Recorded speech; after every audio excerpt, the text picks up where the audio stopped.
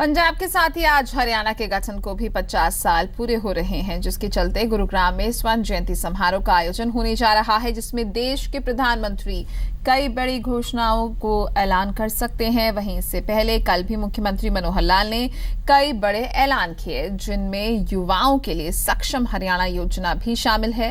Report देखिए। हरियाणा के 50 साल पूरे होने के मौके पर प्रदेश सरकार बड़ा जलसा करने जा रही है। गुरुग्राम का ताऊ देवीलाल स्टेडियम तैयार है। इंतजार 1 नवंबर का हो रहा है, जब प्रधानमंत्री नरेंद्र मोदी इस कार्यक्रम में शिरकत करेंगे और कई बड़े ऐलान करेंगे।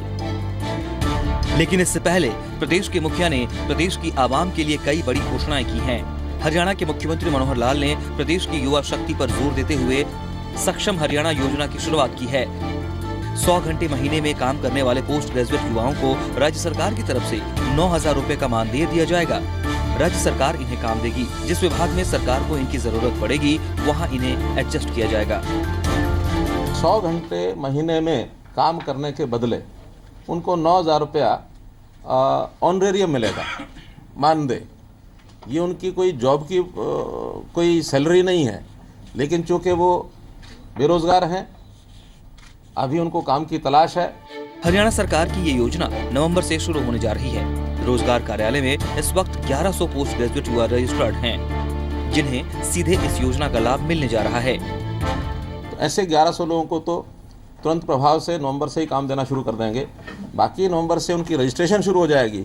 हर महीने के अंत में जितने लोगों ने दर्ज किया, रजिस्ट्रेशन किया है, उनको उनकी एज की प्रायोरिटी के हिसाब से उनको काम देंगे।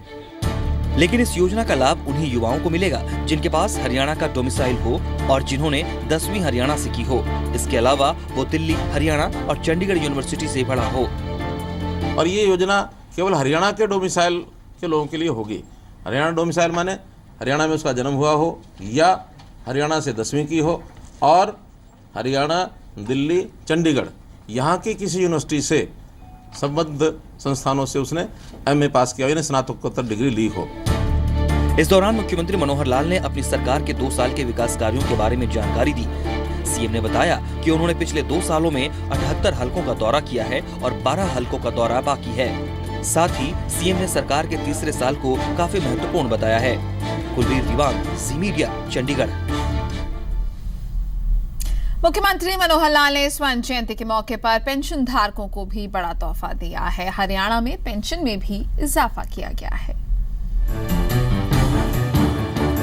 स्वर्ण जयंती के मौके पर हरियाणा के बुजुर्गों को राज्य सरकार ने 2 महीने पहले ही बड़ी राहत दे दी है। 1 जनवरी 2017 से पेंशन 200 रुपए से बढ़कर 1600 रुपए होनी थी, लेकिन अब उसमें 1 नवंबर से ही इजाफा होने जा रहा है। चंडीगढ़ में मुख्यमंत्री मनोहर लाल ने इसका ऐलान किया।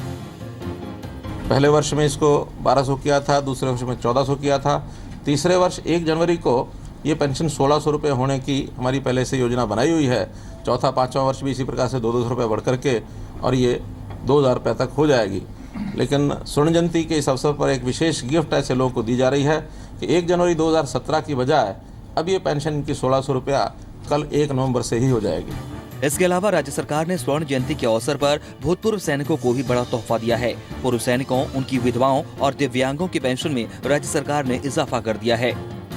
ऐसे सैनिक जिनकी पेंशन बहुत कम है, उनकी विधवाएं, दिव्यांग भूतपूर्व सैनिक, पैराप्लेजिक भूतपूर्व सैनिकों के अनाथ बच्चे तथा 62, 65 और 71 की युद्ध की विधवाएं, जिनकी पेंशन 1500 रुपये से लेकर के और 2000 रुपये तक अभी है भिन्न, इन सबको बढ़ा करके 3000 रुपये मासिक ये किया गया है। सैनिकों के सामने आने वाली दिक्कतों को दूर करने के लिए हरियाणा सरकार ने अलग से एक विभाग बनाने का फैसला किया है।